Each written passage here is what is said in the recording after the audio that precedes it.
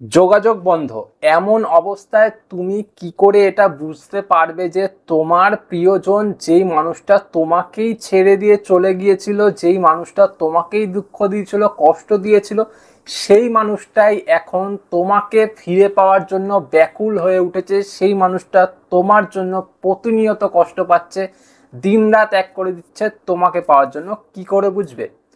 আজ আমি তোমাদের খুব সহজ সাধারণ কিছু সংকেতের মাধ্যমে বুঝিয়ে দেব যে সেই মানুষটাও তোমার জন্য বা তোমাকে পাওয়ার জন্য ব্যাকুল হতে পারে, আর সে ব্যাকুল হচ্ছেও। একদম সহজ সাধারণ কিছু লক্ষণ বুঝে নাও, বুঝে সেটাকে নিজের সাথে মিলিয়ে দেখার চেষ্টা করো যে মিলছে কিনা, তাহলেই বুঝতে পেরে যাবে। চলো শুরু করছি আজকের মেইন ভিডিও। যদি মনে হয় আজকের ভিডিও ভালো লেগেছে, দেখার সাথে সাথে লাইক আর চ্যানেল সাবস্ক্রাইবটা অবশ্যই করো। এই দুটোতেই আমার একটুখানি মোটিভেশন বাড়ে আর সাপোর্ট হয়, আর কিছুই না। চলো শুরু করা যাক। প্রথম পয়েন্ট, আচ্ছা একটা জিনিস খেয়াল করে দেখো, বেশ কিছুদিন কি এমন তোমার ফিলিংস আসছে যে তুমি মাঝে মধ্যেই তার ফেসটা তোমার মনের মধ্যে দেখতে পাচ্ছ, বা তোমার মনের মধ্যে তার ফেসটা কেমনভাবে যেন উঠে আসছে। আর এই যে উঠে আসা ফেসটা, এই উঠে আসা ফেসটার মধ্যে তোমার এমন মনে হচ্ছে যে সেই মানুষটা ভীষণ কষ্টে আছে, সেই মানুষটা ভীষণ দুঃখ পাচ্ছে, বা সেই মানুষটা কিছু বলতে চাচ্ছে, সেই মানুষটা তোমার কাছে তার মনের কষ্ট শেয়ার করতে চাইছে। যদি এমনটা মনে হয় যে সেই মানুষটা বারবার এটা বোঝাতে চাইছে যে সে কষ্টে আছে, দুঃখে আছে, সে ভালো নেই, তার মন ভালো নেই, সে হয়তো কাঁদছে বা কষ্ট পাচ্ছে, এমনটা যদি তুমি প্রায় দিনই দেখতে পাচ্ছ, তাহলে কিন্তু এটা একটা বড় সংকেত যে সেই মানুষটা তোমাকে পাওয়ার জন্য ব্যাকুল হয়ে গেছে। কারণ বিষয়টা এরকম যে যেই মানুষটা তোমাকে ছেড়ে যাচ্ছে, সেই মানুষটাও কিন্তু কারো না কারো কাছে গিয়ে ঠকছে। দেখো, পৃথিবীতে কেউ বড় না। যে বাপ, তার উপরেও আর একজন বাপ থাকে, বাপেরও বাপ হয় বলে না, ঠিক সেই রকম।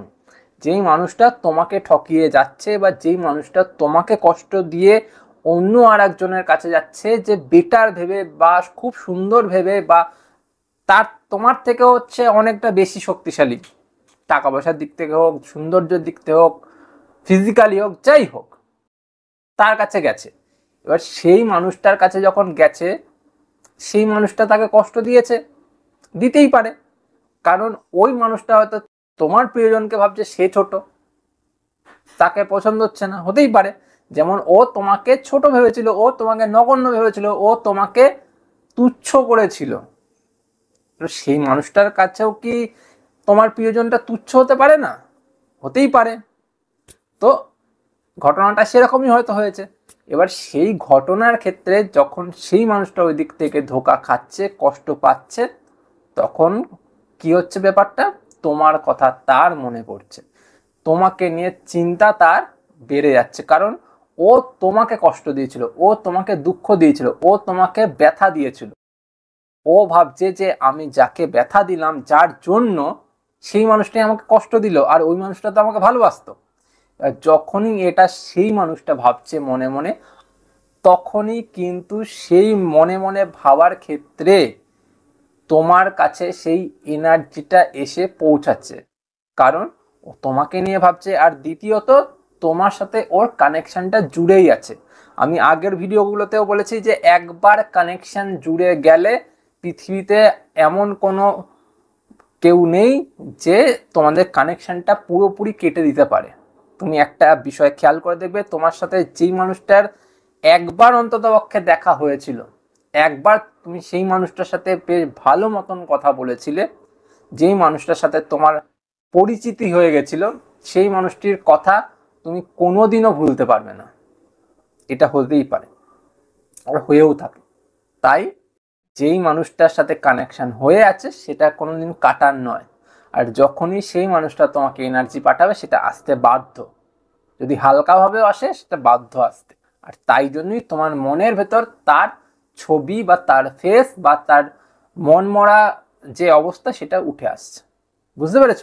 সেকেন্ড পয়েন্ট, হঠাৎ করেই যদি তোমার এমন একটা ফিলিংস আসে বেশ কিছুদিন ধরে যে ওর কল আসছে, ওর কল আসছে, ওর মেসেজ আসছে, ওর মেসেজ আসছে, যখনই তুমি ওর কোনো ফোনের ভেতর কোনো কল বা কোনো মেসেজ আসছে এরকম তুমি দেখতে পাচ্ছ, তখনই তোমার এটাই ফিলিংস হচ্ছে যে আমাকে ও কল করেছে, আমাকে আর অন্য কেউ কল করতে পারে না, সারা পৃথিবীতে ওই একজনই আছে বেঁচে যেই মানুষটা আমাকে কল করতে পারে, আর কেউ এমন নেই যেই মানুষটা আমাকে কল করবে।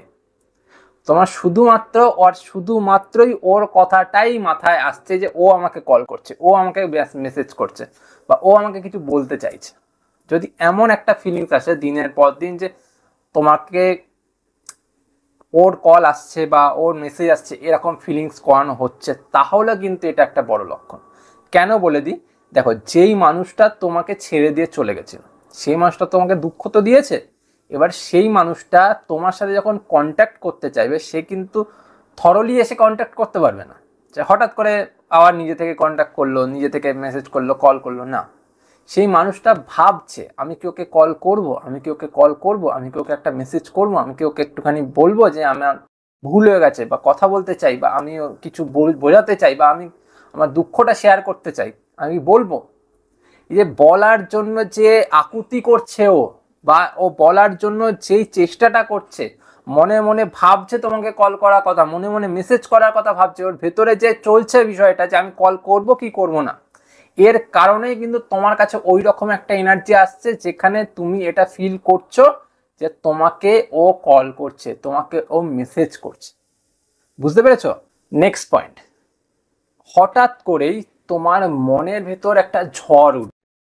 সে ঝড়, তাকে নিয়ে বেদনার একটা ঝড়, তাকে নিয়ে কষ্টের একটা ঝড়, তার সাথে কাটানো সেই সময়টার ঝড় যেইখানে সেই মানুষটা তোমাকে ভীষণ পরিমাণ অপমান করেছিল, সেই মানুষটা তোমাকে ভীষণ পরিমাণ কটু কথা, খারাপ কথা বলেছিল, যেই সময়টাতে সেই মানুষটা তোমাকে দূরে সরিয়ে দিয়েছিল, বারবার এটা বোঝানোর চেষ্টা করেছিল তোমার সাথে সম্পর্ক রাখতেই চাই না, তুমি আমার একদম যোগ্যই না, এমন একটা ঝড় তোমার মনের ভিতরে উঠবে।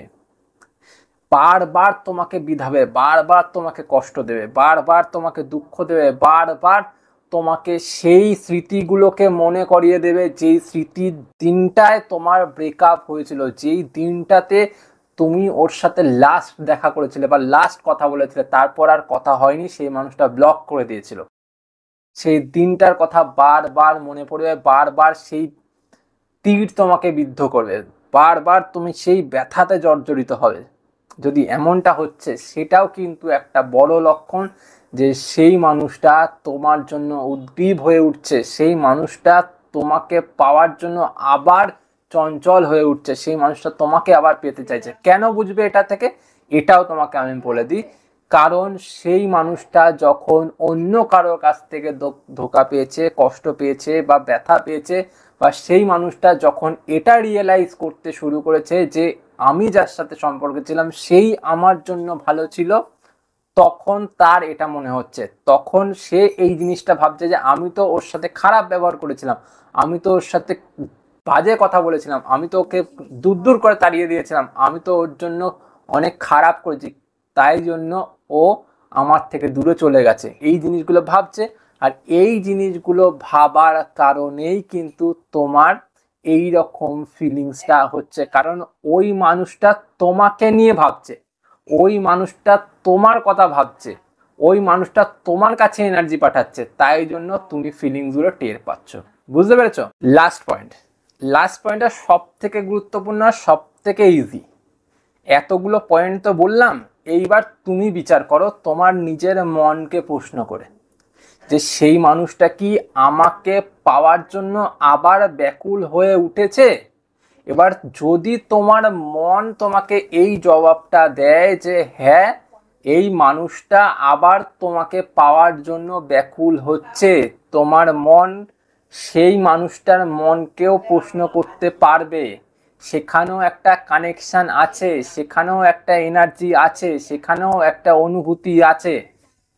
মানুষের শরীরের সাথে শরীরের বিকর্ষণ হয়ে যায়, শরীরের সাথে শরীরের দেখা হওয়া বন্ধ হয়ে যায়, কথা হওয়া বন্ধ হয়ে যায়, কিন্তু মনের কথা কিন্তু বন্ধ হয় না। সেটা একটা কিন্তু অবিচ্ছেদ্য একটা এনার্জি বা অবিচ্ছিন্ন একটা এনার্জি, যেই এনার্জি কোনো দিন নষ্ট হয় না। শরীর নষ্ট হয়ে যায়, মন কিন্তু নষ্ট হয় না। তাই নিজের মনকে প্রশ্ন করো।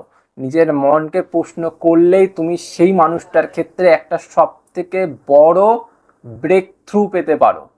তোমার মনই তোমাকে বলে দেবে যে সেই মানুষটা তোমাকে মিস করছে কিনা, সেই মানুষটা তোমার জন্য ব্যাকুল হচ্ছে কিনা, সেই মানুষটা তোমাকে পাওয়ার জন্য আবার উদ্গ্রীব হচ্ছে কিনা। যদি হয়ে থাকে তাহলেও তুমি লক্ষণ টের পাবে, যদি না হয়ে থাকে তাহলেও তুমি লক্ষণ টের পাবে। এই পয়েন্টগুলো তো মেলাও, তার সাথে নিজের মনকে প্রশ্ন করতে ভুলো না। নিজের মনকে প্রশ্ন করলেই সব থেকে বড় উত্তরটা তুমি পাবে, আর সেখান থেকেই তুমি বুঝতে পারবে যে হ্যাঁ সেই মানুষটা তোমাকে পাওয়ার জন্য ব্যাকুল, নাকি তোমাকে মিস করছে, কি করছে না, বা কি চাইছে কি চাইছে না। বোঝা গেল? তো আজ এ পর্যন্তই। যদি মনে হয় আজকের ভিডিও, আজকের কথাগুলো তোমাদের ভালো লেগেছে, কিছু বুঝতে পেরেছো, তাহলে ভিডিওটা দেখার সাথে সাথে প্লিজ ভিডিওটাকে লাইক করে যেও, আর চ্যানেলটিকে সাবস্ক্রাইব করতে ভুলো না যদি তুমি নতুন হয়ে থাকো, আর পারলে বন্ধুদের সাথে শেয়ার করে। চলি আজ, পরে দেখা হবে অন্য কোনো ভিডিওতে। টাটা।